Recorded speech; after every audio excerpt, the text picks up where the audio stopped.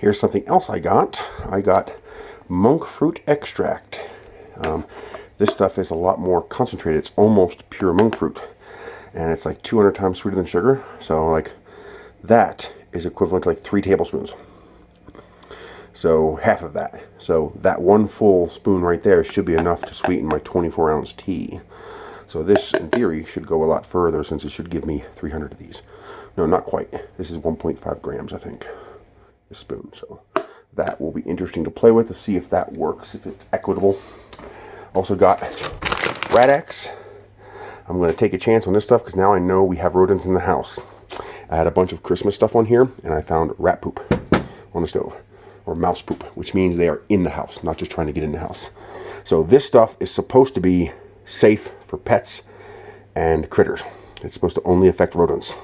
You know, mice and rats. Something special about their digestive system turns off the desire to go get water. But I am still going to lock any cabinets that I put this in. So when I put some underneath here, I'm going to strap these two together so the cats cannot get in there. So I don't want to take a chance just in case. And it should be pretty safe outside without, you know, hurting the other animals that might eat those dead rats.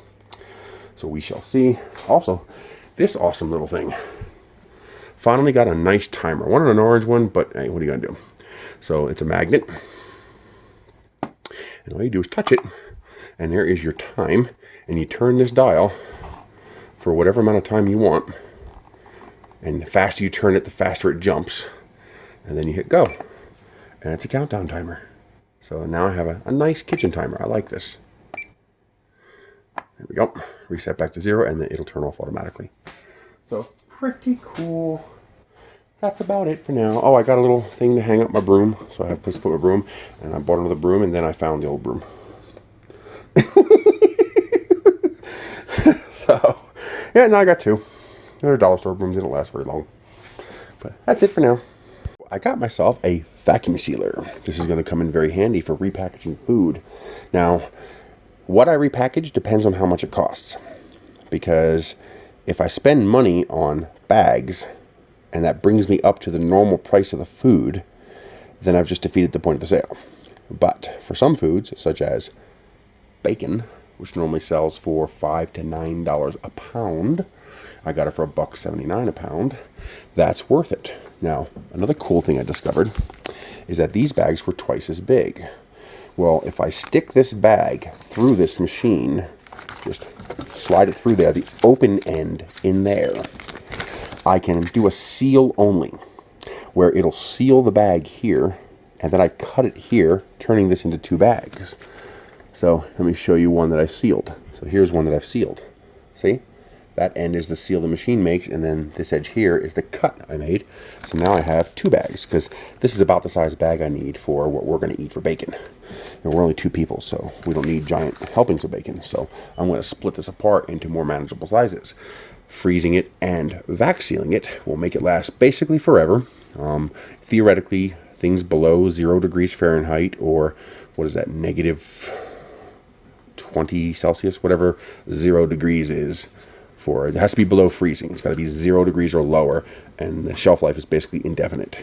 Your only issue is quality, meaning how good it's going to taste, and freezer burn, which will destroy it. It'll still technically be edible, but you won't want to eat it. Vac sealing will get rid of the freezer burn, because the freezer burn comes from oxygen. No oxygen, no ice crystals, no freezer burn. So that will help. So we're going to play with this.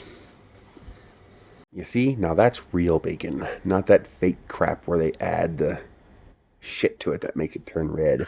That's real, proper bacon. So this is going to be delicious.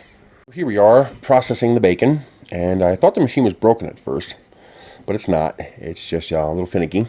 Okay, so I'll show you where the edge of this has to go after I'm done this bag. But you press vac and seal and nothing happens. You got to push down here until you see the air start coming out, and now you got a good seal. And then it'll suck it all out. When you hear the RPMs go up, there you go. And it does not seal on its own. You got to then hit the seal only button. And when it goes to green, it's done heating and sealing the bag.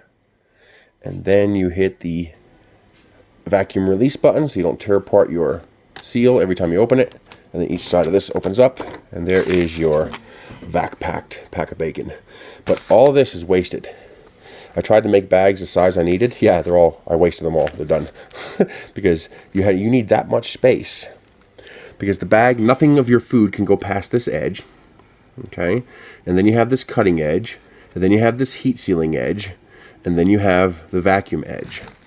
Does anybody make a machine that does not have any of this? Where all this is gone. So that I only need that much excess bag inside the machine. Seal and vacuum. I don't need all this. I'd rather use a separate device to cut these bags than waste that much of each bag on a machine. Because even if I have to buy another machine, it's worth it if it saves me in the long run on bag volume. Because the bags, the consumables, is where the price is going to get you on this thing. So does anybody know of a machine where this isn't here? So basically, I want this heating element right at the edge. And I want this vacuum chamber also right at the edge, closer, less gap. So that I don't waste. I'd rather use that much bag than that much bag. The bag has to sit inside this channel. The open edge of the bag has to sit in here. And then once you push down and get that seal, it sucks the air out. And then this heater heat seals the bag. So now you have a backpack of bacon. Very cool. Cooked up a mess of the new bacon and some eggs. And that's what we're having for dinner. We are back to disposable plates because the hot water heater stopped working. Ever try cleaning dishes with ice cold hard water? That don't work. So we're back to this. So I can get it fixed. So here's our yum yums for tonight. I decided, you know, what the heck. I got all this bacon that I'm vac sealing to put away because I got 10-pound boxes for $1.79 a pound. I decided to cook some up. She says it's really good. Isn't it good? Is it yummy? Yum, Yum, yum. yum, yum. Even our drink is yum, yum. Now this is cheap. $1.29 a dozen. You know, $3 a pound for the cheese. $1.79 for that. $1 for the loaf of bread. $12. I ain't kidding. $12. $12. That was $23 plus tax. I guarantee it was over 24. Holy crap, that's a lot of money. We won't be buying that again anytime soon. What, the alcohol? Yeah, that's a lot of money. Mm-hmm. I thought you guys might get a kick out of this, but I needed a little more light in here. So I installed one of my shop lights that's going to be installed inside the trailers. I need 6 to light the trailer up. So 2 of them aren't going to be needed since I don't really need to light up a third one just yet. So I'm going to use them in here. I do need to put a second one behind me, but wait until you see how stupidly bright this is. Ready? Oh yeah, that's bright. 67.6 watts that's consuming. It's rated for 72 watts. And that bad boy is, I believe it's 8 foot long. I think it's 6 foot or 8 foot. It's big. Actually, it is 8 foot because it's taller than me. So, and I have it, of course, hooked up to my remote control switch so I can turn them on and off.